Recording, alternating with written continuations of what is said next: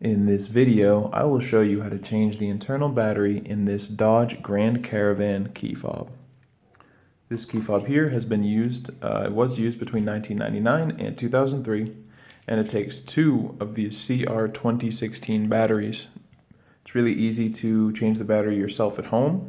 All you will need is a screwdriver and two of these batteries. And if you'd like to pick these up online, I have left a link down in the description to get them on Amazon for just a couple of bucks. And once you have everything, just follow along.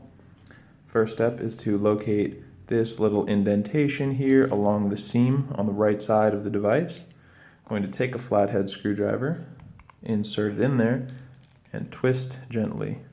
You'll feel it kind of snap apart. You can see there's that opening now along the seam there. I'm just going to continue twisting, working my way along that seam until it comes apart, just like that.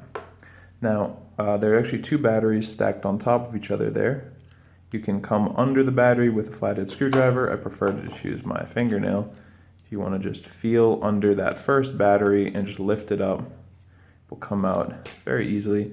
And this one is a little bit harder. It sits down deep in there, so I like to push on one side.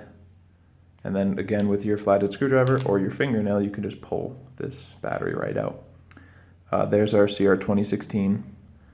Can take it positive side up and just click it into place.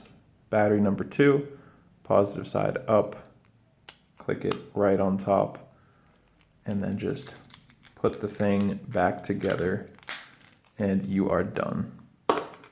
If you found this video helpful, feel free to leave us a like or a comment.